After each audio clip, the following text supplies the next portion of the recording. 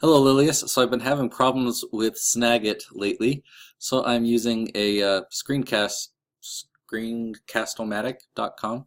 Anyway, so I can do a little selfie video here too, but let me move this out of the way. So I have been, uh, I just watched this video, and the first thing, I admit I was surprised by how short it was. Just being 2 minutes long. I was expecting it to be like 10 minutes, which um, obviously we can't create more than we've got, but I know that there are some things that were skipped over really quickly. And then I thought of a few things. The I don't even remember. I mean, this was so long. This was June of last year, and I don't even remember all that I filmed. I don't know if there's anything more that I filmed about the trip or the travel or the airports or anything about walking onto the plane. Um, Perhaps we can take footage from my Austin trip or something that doesn't clearly look like Austin, but it I don't know, just some more things about getting on the airplane and a little bit more of an intro about just explaining right from the beginning that this is a Bali travel vlog. Um, Also, let's see. So let me just talk about, because right from the beginning, right here, we start with time lapses. Time lapses are cool, but you have to be creative in using them. You can't. Let me bring myself back up here. So with the time lapse, if the original footage is this long and you shorten it down to this, and you just play it as this straight, and then the next time lapse you shorten it down to the same speed, it loses its creativity. But what if, okay, here's the time lapse, you cut it here, you cut it here, this part you sped up to this speed, this part you sped up but it's different, and then right here you actually let it play and maybe you slowed it down a little bit. I'm just making something up. Casey Neistat is the best example I've seen of a vlogger. Well, he's my favorite vlogger. He stopped doing a daily vlog several months back. I don't know if you know who he is or if you followed him. But going back, this was his last daily vlog. He went daily. He did a daily vlog for about a year and a half. Let me see if I can just find, okay, leaving New York City. This is a travel one. So let me, what I'll do is I'm going to put on my headset here so I can listen. But I'll hit pause on my recording and I'll find some moments that hopefully show some time lapses and how he does them. Hold on. Okay, so right at the beginning, I just rewound it and let me make it a little bit bigger here. Right at the beginning, so this is in real time. It's of his friend Oscar that's fallen asleep sitting there.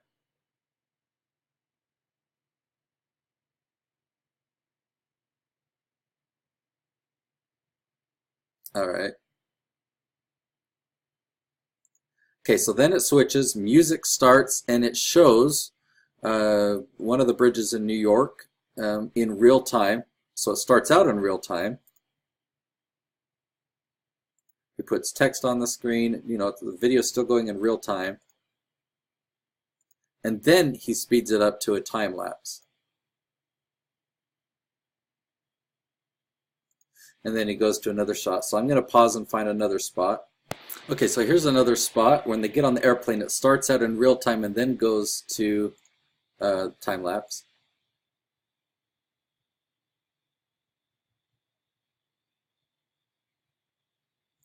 So anyway, that was just another quick example. All right, it looks like he used that effect a couple times. So in a minute, we should see the outside of an airplane, and it starts out real time or even paused or something, and then it jumps into the time lapse. It's kind of a cool effect the way he does it.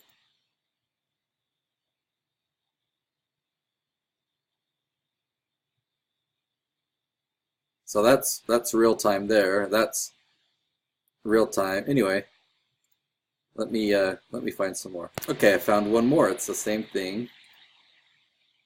It starts out here in real time. You know, then obviously it's sped up there. Okay, now we're in a little bit of a change of scenery, and I'm not even sure what he's going to show here, but watch for what he does with time lapse. When he is filming real time, when he's speeding it up, if he paused it, if he skips ahead, like sometimes he'll take a shot and he'll show the first part, skip some, first part, skip some, or he'll show a photo that kind of like skips ahead and then bridges the gap from this part to this part. So let's see if he does that here.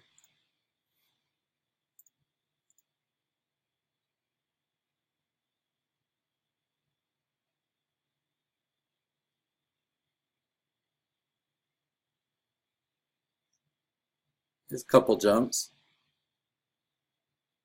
Okay, so I mean he did a couple jumps there. That was a different technique. All right, and you know I don't have well I don't recall a lot of the footage that I got, but one thing I want to emphasize is it doesn't have to be the perfect shot.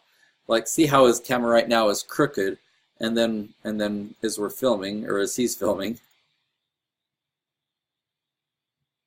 and it's just kind of filming as he's recording, but it recorded the audio, it kind of recorded the experience. It's as if we're there getting ready to walk into a room. It doesn't have to be perfect. You can still use imperfect footage like this.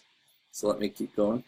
Okay, so while I like the editing that was done, I think some more tweaks can be done to the time lapses to actually show more. One thing that the question I'm asking is, did I not get any footage of the group that I was with? We were with a really good group. Those are all my friends, and I want to include those. You included some of the moments of me talking about social media, but the parts that you include don't need to make sense. You can just pull out, like let's say I teach a principle for a minute. You find a 5-second segment where you want to show me talking about it, and then switch over to the beach, and you see people doing yoga. I know I recorded one time of the breakfast that we had there. I'm sure that I recorded more driving time, and I know you put that in a lot of time lapse. Did I show any of the conversations on the bus that we had, or did I do any filming of more of the experiences or more of the group? There was a shaman that was there that we met with at that monkey temple. Yeah, was there? I'm just trying to remember. When we went to the school, we actually went and did a service project and painted a school. Do I not have any video footage or photos of that? There's just anything and everything. I want to really use this to create a good memory. Like a video photo album to remember this trip, and also just showcase what an amazing place it is. Showcase some of the things that we saw. I mean, I don't think I took my GoPro with me when my wife and I went out on the wave runners on the ocean. I think there's more, but I don't remember all that I've got. Anyway, I also just had the idea that it's possible that we might have more footage from my wife's iPhone that she had. I don't know how much video or photos that she took, but I might be able to check that, and I could add some things to the folder if I find more. I don't recall. I'm pretty sure that when I collected everything, I just kind of threw it all into one folder that was from Bali. You might also take clips from other scenes, like that one video where I'm sitting out on that fancy outdoor cozy couch bed gazebo thingy. I don't know what they're called. My wife and I ate dinner on one of those one time.